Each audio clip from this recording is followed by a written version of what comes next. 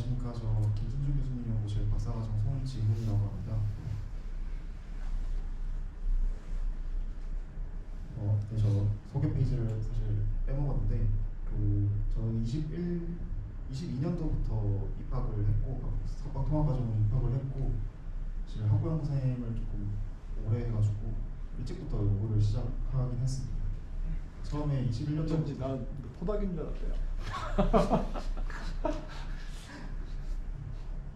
네, 이제 21년도부터 그 부식 해상 태양광 패널 지지를 위한 강프레임 구조 형식 개발 업무 과제로 잡기 시작을 해가지고 저 때부터 엔시스 아쿠아 그리고 오카플렉스 공부하면서 오션 엔지니어링 쪽으로 공부를 해오고 있습니다.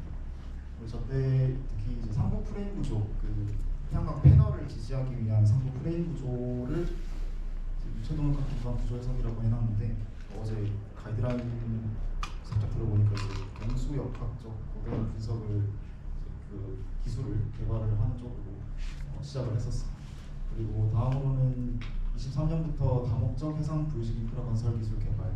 저거는 서울대 주관의 과제이고요. 구성기술 원투로 나눠서 확장형 모듈러 부유식 구조체 기술. 저게 사실 타겟은 플로팅 시티를 컨셉으로 잡고 이제 확장 가능한 그 모듈러 구조체를 이제 연결체로 연결해가지고 위에 이제 사람이 거주할 수 있는 건물까지 올릴 수 있도록 그런 구조 시스템을 개발하는 것을 목적으로 하고 있습니다. 사실 그 안에서 저희가 상세 연구 내용으로 맡은 거는 인공지능 패턴 인지 모델 기반으로 저희가 태양광 패널 모델을 개발을 했었기 때문에 그 다중결합 부유식 구조체의 응답 추정 그리고 생산 탐지 기술을 개발하는 것을 주로 맡고 있습니다. 구성기술 2에서는 부유식 교량 시스템 여기에 대해서는 그 국내에서 아직 연구 대가가 없어가지고 주력으로 그 동적 해석 기술 개발 쪽으로 연구를 하고 있습니다. 그리고 서울대 팀하고는 어떤 관계예요? 김우겸 교수님 팀하고?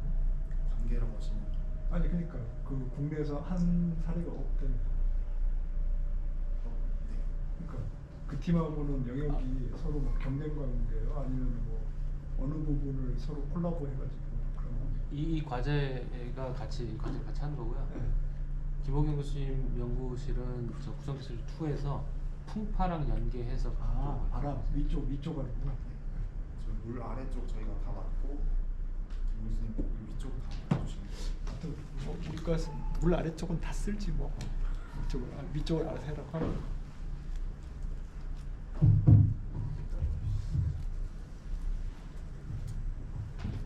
그리고 또 하나는 이제 단순화 해석 기술이라고 해서 이건 뒤에 이따가 조금 말씀드리겠습니다. 그리고 또 하나 맡은 거는 열차 탈선 침범 사고 피해 최소화 및 위험도 저감 기술 개발. 여기서는 일탈 방어 시설이라고 DCP를 개발하는 연구인데 그래서 조금 꼭지로 조금 맡아서 그 자갈도상 모델링을 위해서 개별 요소법을 활용을 하는 그런 연구를 맡아서 수행을 하고 있습니다. 또 하나는 부유식 방파제의 속파 성능 분석 및 번호 특성 분석 이쪽을 이제 최근에 시작을 해가지고 간단하게 소개해드리도록 하겠습니다. 네, 보시는 게 그 10x10 100개짜리 모듈이 이제 상호 연결되어서 이 유체장에서 거동을 하는 그 멀티바디 시스템 태양광 플랫폼 모델이고요. 이건 오카플렉스에서 구현을 했고 주로 연구를 했던 거는 그 상부 패널을 지지하기 위한 프레임 구조의 그 구조 해석 설계를 위한 구조 해석 기술이기 때문에 요 하단부 사실상 유체를 받는 거는 이제 하단부의 폰툰 영역이고 거기에 응답들이 위에 프레임 구조로 어떻게 매핑을 시켜가지고 구조 해석까지 진행을 하는 기술을 이제 개발을 했었고 그런 동적 해석 절차를 정립을 하고 이제 이런 거 실험이랑 비교하면 가장 명확하게 될 수 있을 텐데 그런 데이터를 얻기는 한계가 있어가지고 1차적으로는 이제 입사시킨 파랑 하중의 스펙트럼 데이터랑 이제 최종적으로 응력값이 이제 산출이 될 텐데 그거를 역으로 푸리에 트랜스폼 시켜가지고 그 스펙트럼 영역이 어디까지 잘 맞는지 그런 것들을 보면서 1차적으로 이제 해석 기술 검증하는 연구를 했었습니다. 그리고 이제 모델 셋업을 해놨었기 때문에 이제 모듈러 구조체에서는 그 인공지능 패턴 모델 알고리즘을 구축을 하고 저희는 그 비즈덕스 계열의 오토인코더 모델을 활용을 해가지고 자가 데이터를 제어하는 때 이 인텍트 시스템의 구조 고동을 일단 학습을 시켜놓고 얘 이제 잘 패턴 인지를 잘했다는 가정하에 처음 본 데미지 손상을 입은 시스템에 응답이 들어오면 얘가 에러를 증폭시켜서 줄 겁니다. 그래서 에러 앰플리파이어로 활용을 해가지고 이제 데미지 피처들을 통계적 처리를 통해 가지고 얘가 손상이 됐다 안 됐다를 판단하는 알고리즘을 연구를 한 바가 있습니다. 그리고 이거는 분식 교량 모델인데 그 주로 여기에 대한 선행 연구는 NTNU 그 노르웨이 쪽에서 선두 그룹으로 자리를 잡고 있고요. 벤치마크 모델이 있어가지고 모델을 공유한 건 아니지만 저희가 논문을 보고 다 하나하나 재현을 해가지고 거동을 분석을 하고 이거 분석하고 검증해서 모델 셋업을 맞춰놓은 상황이에요. 이거는 뭐 디포머블 바디 고려해가지고 지금 해석이 되는 거예요? 네네네. 그 걷어 쪽이랑 칼럼은 전부 디포멀 바디로 커플도 시켰고요. 폰툰 같은 경우만 리지드 바디로 구성했습니다. 저 흰색 표현된 게 다 폰톤이죠. 네, 흰색으로 표현된 게 다 폰툰입니다. 저 오른쪽에 스트레이트 플로팅 브릿지에서는 그 파란색으로 된 게 개비 구성 모델이 되고 그 왼쪽에 이제 앞쪽에 사장용 구간이 있는데 저거는 그 트러스 모델이 있어가지고 그걸로 케이블 구성했었습니다. 그리고 심플리파이드 어널리시스 메소드라는 그 내용으로 그 최근에 이제 논문을 교정을 받고 있는데 이런 해석을 수행을 하는데 조금 전문 해석 툴이 저희는 필요하다고 알고 있고 상당히 해석 코스트도 조금 높은 편에 속합니다. 그런 것들을 할 때. 근데 설계사들은 일반적으로 이런 거에 접근성이 떨어지는 상황이고 해본 적은 잘 없을 거고 이제 그 설계 경험이 부족하다. 한별도 한번 보면 좋을 것 같아요. 한별 어디냐? 야, 네. 한번 나중에 얘기 좀 해보래. 네, 저는 이 동일한 모델을 아바쿠스에 옮겨가지고 똑같이 심플리파이 방식으로 모델링을 하고 어차피 이제 거더랑 칼럼은 전부 라인 모델로 치환을 하고 폰투는 럼프드네스가 될 거고요. 거기에 하이드로스태틱 스티프니스가 전부 스프링으로 다 들어갈 거기 때문에 일반적인 해석에는 문제가 없는데 이제 특수하게 유체 동력학에서 그 운동 방정식을 풀 때 그렇게 할 거면은 저기 아예 그 어널리티컬리 할 수도 있을 것 같은데 그 아바쿠스 다 빼고. 그 단위 모듈에 대해서는 아마 아니 전체 그 교랑 프레임 모델 하듯이 이퀴벌런트 프레임 모델을 만들 수 있을 것 같은데 그래서 아예 그냥 아바쿠스로 딱 푸는 거지. 교랑 설계하듯이. 윙클러 파운데이션 풀듯이. 고민 많이 해보겠습니다.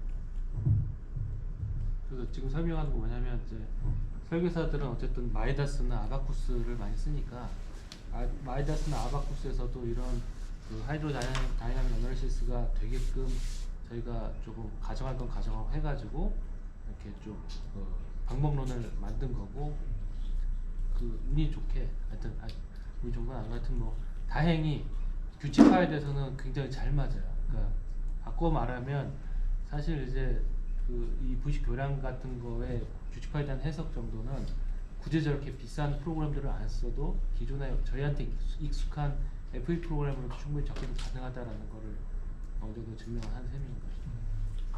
규칙화는 그럼 하이드로스태틱 스프링에다가 변유를 주는 거예요? 거의 똑같이 웨이폴스를 가하는데요. 웨이폴스 계산하는 게 그렇게 복잡하진 않거든요. 그거는 저런 전용 툴이 없어도 할 수 있는 거라서. 그러면 그거는 그 포텐셜 그 파업은 어떻게 계산해서 내는 거예요?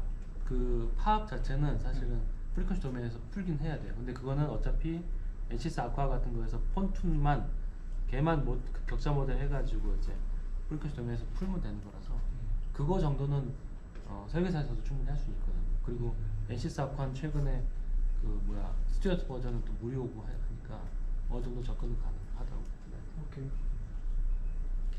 네, 웨이폴스 같은 경우는 말씀드린 대로 이제 독립적으로 모듈 해석을 수행을 하고 트랜스포 펑션을 다 빼기 때문에 거기서 다 웨이폴스 유자적으로 환산을 할 수 있게 됩니다.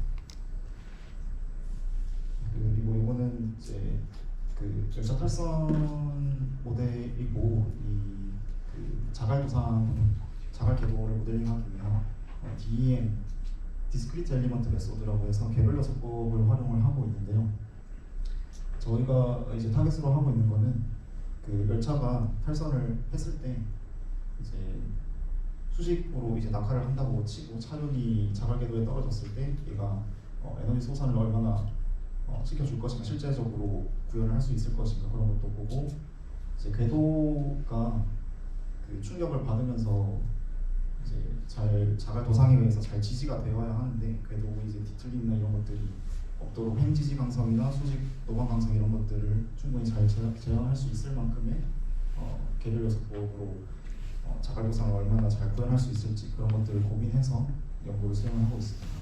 요거는 사실 거의 코딩에 관련된 내용이고 알고리즘에 관련된 연구인데 최근에 이제 하다가 와가지고 조금 소개를 해드리면은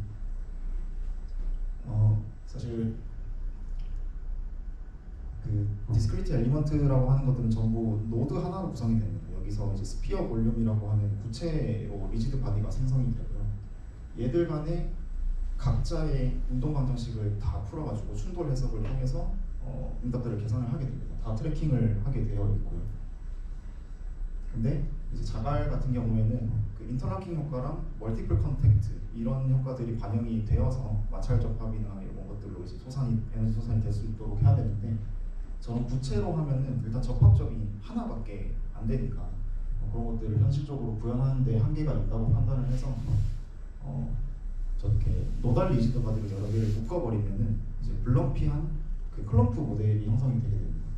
이런 것들을 이제 하는데, 저런 노달 리지드 바디를 어떤 기준으로 묶을 것이냐 하는 게 자갈 형상과 크기를 결정을 하게 될 거고요.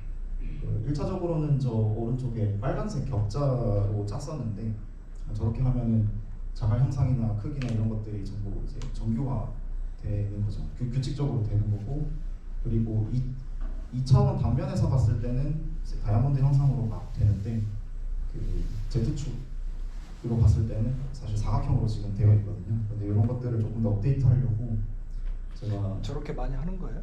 그 아이디어 매우 참신한데. 최근에 저희가 좀 그 오리지널 리서치에? 상당히 있습니다. 오리지널? 네, 상당히 있습니다. 오. 우리 지금 송진 학생이 워낙 또 오. 그래서 랜덤하게 제한된 공간 안에서 박스 패킹이라고 해서 그 3차원 공간 안에서 얘들이 서로 다 겹치면서 겹치면 안 되고 이제 면과 면이 접하면서 겹치지 않게 다 생성이 되는 알고리즘. 근데 이게 사각형으로 굳이 해야 되는 거야? 아니면 다른 것도 있는 거지? 다른 것도 있습니다. 사실 그러면 그걸로 해봐. 그 3차원 델론의 테셀레이션을 밑바닥에 깔고 네. 그 안에 들어가는 느낌 한번 볼까? 그게 저 구체를 처음에 뿌릴 때 많이 쓰는 방법이에요. 그러니까 말씀하시는. 그러니까 이제 구체 뿌린 다음에 어차피 지금 그 불규칙한 그 표면 인터랙팅 한다며. 네, 맞습니다. 그러니까 굳이 이제 처음부터 뿌릴 때부터 델로네로 하지 말고 나중에 이제 그 백그라운드로 좀 약간 큰 사이즈 델로네로 한 다음에 그 안에 들어온 걸로 찾아가지고 그렇게 한번 묶어보면 그 에그로게이트 인터랙팅 딱 되겠지. 좀 반영을 해보겠습니다. 일단은 이제 사각형으로 시작을 해가지고 유명체에서 이제 그 멀티 프로세싱이 가능하도록 제가 공간도 나누고 뭐 겹친 검사 이런 것들도 다 알고리즘 짰어가지고 최종적으로는 이제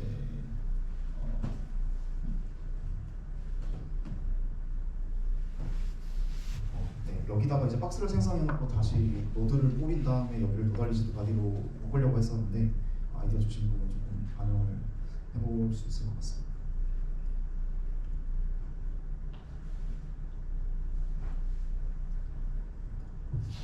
네, 이거는 이제 그 방파제에 관한 얘기인데 저희가 잠수식 방파제에 대한 그 연구를 시작을 해가지고 그 일단은 소파 성능은 아쿠아에서 기본적으로 볼 수는 있습니다. 근데 포텐셜 유동 같은 경우에는 해석적인 한계로 그 점성이 없기 때문에 점성이 없는 유체를 사용을 하기 때문에 그런 에너지 소산은 없고 순수 구조물의 운동에 의한 레디에이션 댐핑만 볼 수 있는데 이런 이제 잠수식 유공 반파제 이런 거 같은 경우에는 이 전성 효과가 없으면 제대로 된 에너지 소산 효과가 반영되기 어려워가지고 요거는 CFD로 봐야 되겠다. 그래서 이제 CFD까지 같이 공부를 하고 있고, 이거는 특히 이제 이종혁 석사과정이랑 같이 연구를 수행을 하고 있습니다. 그 해석 툴은 엔시스 플루언트를 사용을 하고 있고요. 이게 오픈 채널에서 웨이브를 시뮬레이션을 하려고 하는데, 한별 잘 듣고 있냐? 알았어. 네, 이게 해석 코스트가 상당해서 하나 오픈 채널에 단순히 웨이브만 생성하는 것만 돌려도 16시간? 16시간 이렇게 걸리더라고요.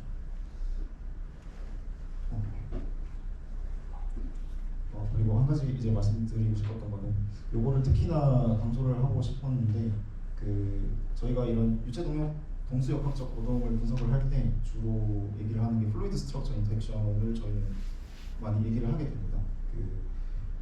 포텐셜 플로우로 푸는 것도 사실 FSI 중에 하나가 되고요. CFD로 푸는 것도 이제 그 구조물이 중간에 있고 메시가 이제 오버셋되고 다이나믹하게 움직일 수 있으면은 이것도 일종의 FSI로 볼 수 있습니다. 근데 저희가 이때까지 봤던 거는 원웨이 커플링이라고 해서 그 유체장에서 이제 구조물이 거동을 할 때 구조물에만 관심이 있어가지고 실제로 유체가 어떻게 입사됐을 때 구조물이 받는 힘, 사실 유체는 변하긴 하는데 구조물이 받는 힘에 대해서 1차적으로만 이렇게 매핑을 하는 식으로 보게 됩니다. 근데 실제로는 얘가 바뀌면서 다시 유체장에 변화를 주게 되고, 이런 것들을 경계 조건에서 이터레이션을 통해서 이제 반복적으로 풀어내는 게 정확한 해석거든요. 그런 것들이 이제 투웨이 커플링 FSI가 되겠고, 이런 거를 고려를 하려면은 사실 CFD 쪽으로 가는 게 조금 더 정확한 해석을 위해서는 맞다고 생각을 하고 있습니다. 그래서 이 포텐셜 플로우의 유동 해석을 어차피 설계를 위해서는 효율적인 계산이 필요하기 때문에 계속 갈 텐데, 요거에 대한 해석적인 불확실성을 좀 해소를 하고 어느 정도 있다고 오차가 있다고 감안을 하고 넘어가려고 일단 기본적으로 검증을 좀 수행을 하고 있는 상태입니다. 네, 준비한 내용은 여기까지.